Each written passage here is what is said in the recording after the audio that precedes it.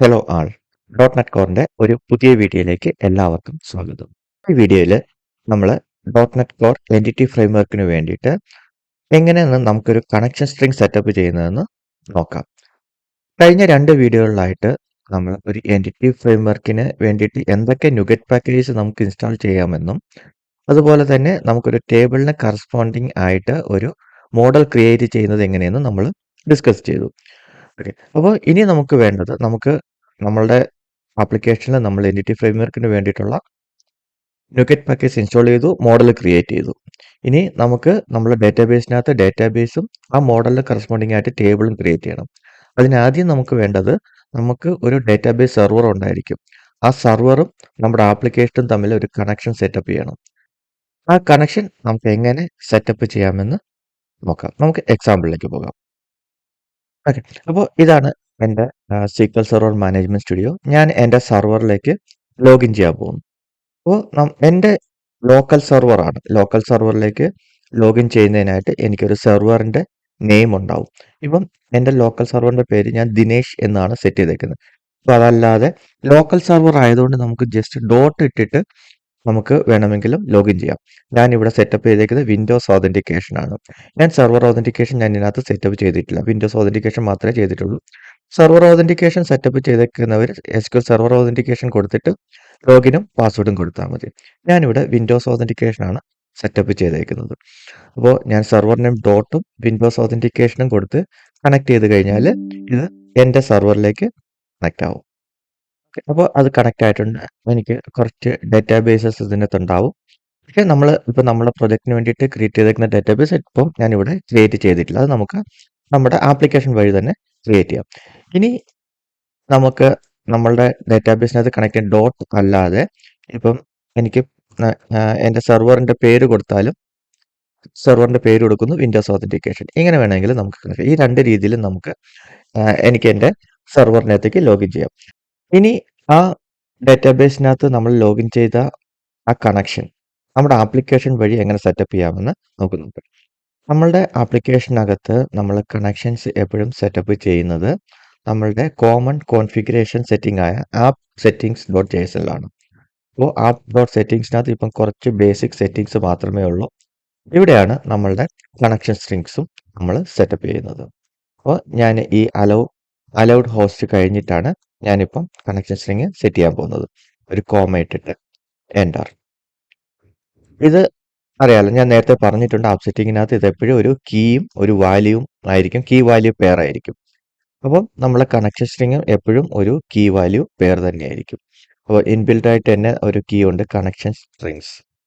Okay. Connection സ്ട്രിങ്സിനകത്ത് നമുക്ക് കീയും വാല്യൂസും setup ചെയ്യാം. ഇത് കണക്ഷൻ സ്ട്രിങ്സ് എന്ന് പറഞ്ഞാൽ മെയിൻ അരയാണ്. ഇതിനകത്ത് നമുക്ക് എത്ര കണക്ഷൻ സ്ട്രിങ്സ് വേണമെങ്കിലും നമുക്ക് സെറ്റ് ചെയ്യാം. അപ്പോൾ ഇതിനകത്ത് ഞാൻ എൻ്റെ ആദ്യത്തെ കണക്ഷൻ സ്ട്രിങ് ഞാൻ സെറ്റ് ചെയ്യാൻ പോകുന്നു.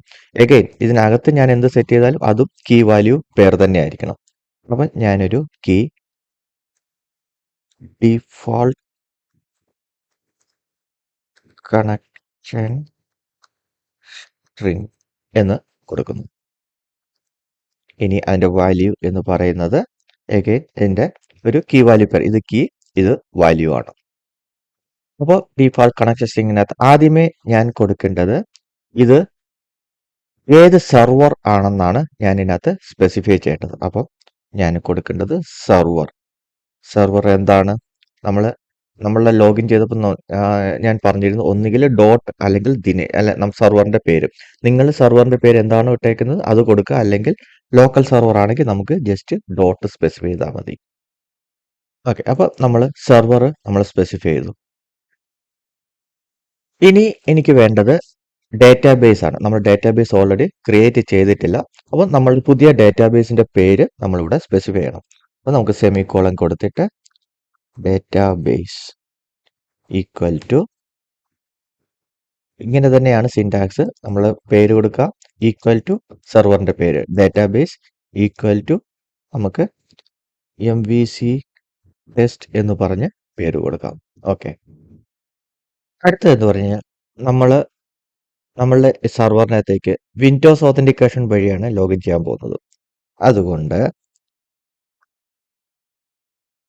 നമുക്ക് വിൻഡോസ് ഓതന്റിക്കേഷൻ ആണെന്ന് സ്പെസിഫൈ ചെയ്യാൻ വേണ്ടിയിട്ട് ട്രസ്റ്റഡ് കണക്ഷൻ ട്രൂ കൊടുക്കാം. ഇത് നമ്മളുടെ വിൻഡോസ് ഓതന്റിക്കേഷൻ ആണെങ്കിൽ മാത്രം ട്രസ്റ്റഡ് കണക്ഷൻ ട്രൂ കൊടുത്താൽ മതി. ഇവിടെ നമ്മൾ കണക്ട് ചെയ്തത് വിൻഡോസ് ഓതന്റിക്കേഷൻ വഴിയാണ്. ഓക്കെ, വിൻഡോസ് ഓതന്റിക്കേഷൻ മോഡ് ആണെങ്കിൽ നമ്മൾ ട്രസ്റ്റഡ് കണക്ഷൻ ട്രൂ കൊടുക്കുക. ഇനി സീക്വൽ സെർവർ ഓതന്റിക്കേഷൻ മെത്തേഡ് ആണെങ്കിൽ ഇവിടെ ഒരു യൂസർ ഐ ഡിയും ഇവിടെ ഒരു പാസ്വേഡും നമ്മൾ കൊടുക്കണം. അപ്പോൾ നമ്മൾ വിൻഡോസ് ഓതന്റിക്കേഷൻ ആണെങ്കിൽ ഇത് ട്രൂ കൊടുക്കുക. സീക്വൽ സെർവർ ഓതന്റിക്കേഷൻ മെത്തേഡ് ആണെങ്കിൽ ഇതിന് പകരം user I D and password നമ്മളിവിടെ സ്പെസിഫൈ ചെയ്ത് കൊടുക്കുക. യൂസർ ഐ ഡി പാസ്വേഡ് ഞാൻ സെപ്പറേറ്റ് ഒരു കണക്ഷൻ സ്ട്രിംഗ് ആയിട്ട് ഞാൻ ചെയ്യാം. ഇപ്പോൾ തൽക്കാലം വിൻഡോസ് ഓതന്റിക്കേഷൻ്റെത് ഞാൻ എഴുതുന്നുള്ളൂ. അപ്പോൾ വിൻഡോസ് ഓതന്റിക്കേഷൻ ആണെങ്കിൽ ട്രസ്റ്റഡ് കണക്ഷൻ ട്രൂ ആയിട്ട് സെറ്റ് ചെയ്യാം. ഇനി ഒരു പ്രോപ്പർട്ടിയും കൂടെ ഉണ്ട്, ട്രസ്റ്റഡ് സെർവർ സർട്ടിഫിക്കറ്റ്. ഇത് മാൻഡേറ്ററി അല്ല, പക്ഷെ ചില കേസിൽ ഇത് കൊടുത്തില്ലെങ്കിൽ നമ്മൾ എക്സെപ്ഷൻ അടിക്കാറുണ്ട്. കാരണം ഇത് SSL ആയിട്ട് വല്ല നമ്മുടെ ആപ്ലിക്കേഷൻ സെറ്റ് ചെയ്തിട്ടുണ്ടെങ്കിൽ ചില സമയത്ത് ഡെവലപ്മെന്റ് സ്റ്റേജിൽ ഈ ഒരു പ്രോപ്പർട്ടി ഇല്ലെങ്കിൽ അത് എറർ അടിക്കും. അതായത് എന്തെങ്കിലും SSL വല്ലതും കൊടുത്തിട്ടുണ്ടെങ്കിൽ അത് ബൈപ്പാസ് ചെയ്യാൻ വേണ്ടിയിട്ടാണ് ട്രസ്റ്റഡ് സെർവർ സർട്ടിഫിക്കറ്റ് ട്രൂ ആയിട്ട് നമ്മൾ സെറ്റ് ചെയ്യുന്നത്. ഇങ്ങനെയാണ് നമ്മൾ നമ്മുടെ ഡാറ്റാബേസിലോട്ടുള്ള കണക്ഷൻ സെറ്റ് ചെയ്തത്. ഇതാണ് നമ്മുടെ കണക്ഷൻ സ്ട്രിംഗ്. നമുക്ക് ഇവിടെ ഇപ്പം ഒരു കണക്ഷൻ സ്ട്രിംഗ് മാത്രമേ നമുക്ക് സെറ്റ് ചെയ്തിട്ടുള്ളൂ. ഈ കണക്ഷൻ സ്ട്രിങ്സിന് അഗൻസ്റ്റ് നമുക്ക് മൾട്ടിപ്പിൾ കണക്ഷൻ സ്ട്രിംഗ് വേണമെങ്കിൽ നമുക്ക് സെറ്റപ്പ് ചെയ്യാം. ഇതൊരു അരേ കണക്കാണ് ആക്ട് ചെയ്യുക. അപ്പം ഒരു കണക്ഷൻ സ്ട്രിംഗും കൂടെ വേണമെങ്കിൽ നമുക്കിവിടെ കോമ ഇട്ടിട്ട് നമുക്ക് ഒരു കണക്ഷൻ സ്ട്രിംഗും കൂടെ നമുക്കിവിടെ എഴുതാവുന്നതാണ്. അപ്പോൾ ഒരു കാര്യം ശ്രദ്ധിക്കേണ്ടത്, ഈ കണക്ഷൻ സ്ട്രിങ്ങിന്റെ പേര് ചേഞ്ച് ചെയ്യണം. ഇത് യുണീക്ക് നെയിമാണ്. അപ്പം സെയിം നെയിമിൽ നമുക്ക് ഒരു കണക്ഷൻ സ്ട്രിംഗ് മാത്രമേ പറ്റത്തുള്ളൂ. പുതിയൊരു കണക്ഷൻ സ്ട്രിംഗ് വേണമെങ്കിൽ നമ്മളൊരു പുതിയ പേര് നമ്മളിവിടെ കൊടുക്കണം. ഈ കണക്ഷൻ സ്ട്രിംഗ് നമ്മൾ സെറ്റപ്പ് ചെയ്തിരിക്കുന്നത് വിൻഡോസ് ഓതന്റിക്കേഷന് വേണ്ടിയിട്ടാണ്. അപ്പം ഇത് സെർവർ ഓതന്റിക്കേഷന് വേണ്ടിയിട്ട് നമുക്കൊരു കണക്ഷൻ സ്ട്രിംഗ് സെറ്റ് ചെയ്യണമെങ്കിൽ ഇത് നമുക്ക് റീപ്ലേസ് ചെയ്തിട്ട് യൂസർ ഐ ഡിയും പാസ്വേഡും നമുക്ക് സെറ്റപ്പ് ചെയ്താൽ മതി.